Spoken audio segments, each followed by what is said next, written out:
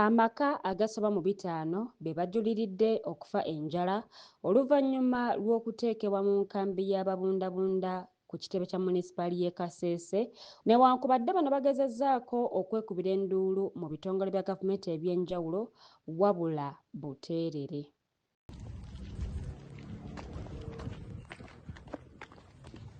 Ekisinga okukwasa ennaku kwe kuba nti bano tebakkirizibwa kufuluma kufuna kyakulya nga n'abagezezzaako okubaleetera ekyokulya bakwatibwa ab'ebyokwerinda abaayiibwa mu kifo kino era nga n'okufuna ebifaananyi bino twebbye bwebbi. Genda mu maaso oli aveeyo mu maaso.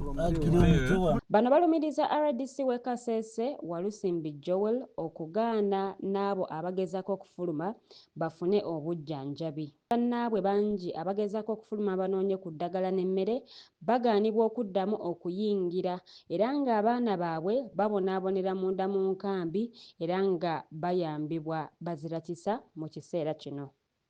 Abakulembeze omuli n'omusinga Charles Wesley Mumbere bagezezzaako okwekubira enduulu wabula buteerere era nga n'abakungu mu district bali mu kutya nti bandifuna ebirwadde nga Cholera.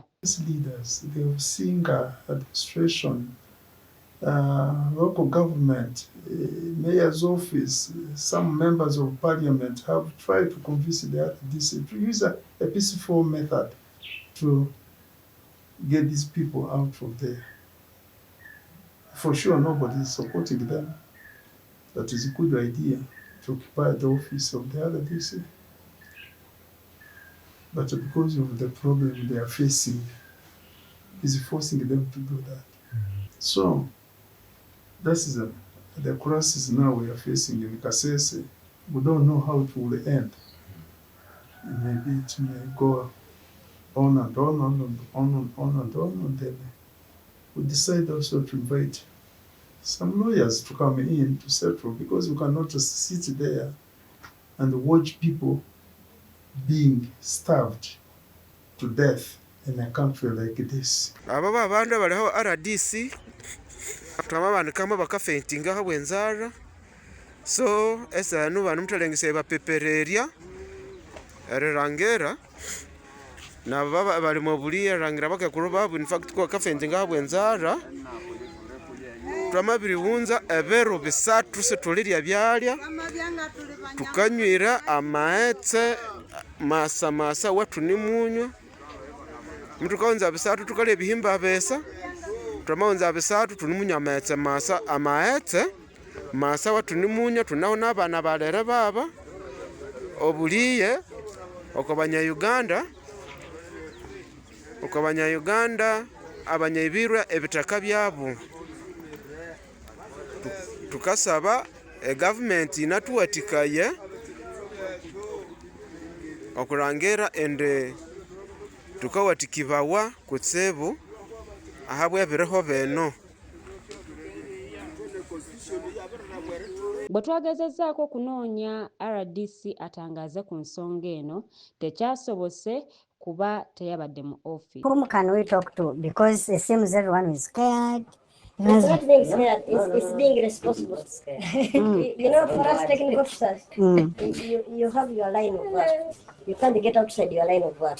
True. That's the biggest problem we have. But him as a political leader, where there is a problem, he will always emerge and say, what is not happening here? All these people are from one area or different parts? Different places.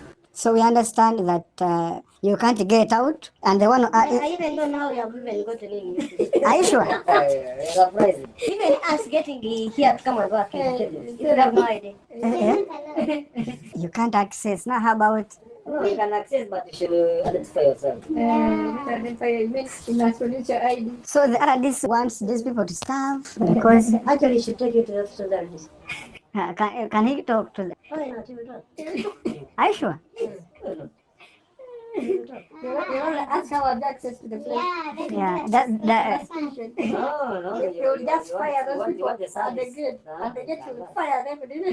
But I hope you identified yourself. Yeah, we did that. Yes, so this is confirmed to get here.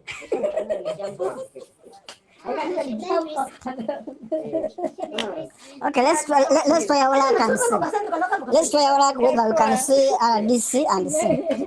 Byamukose Arnold Anthony ne Mbabazi Farida.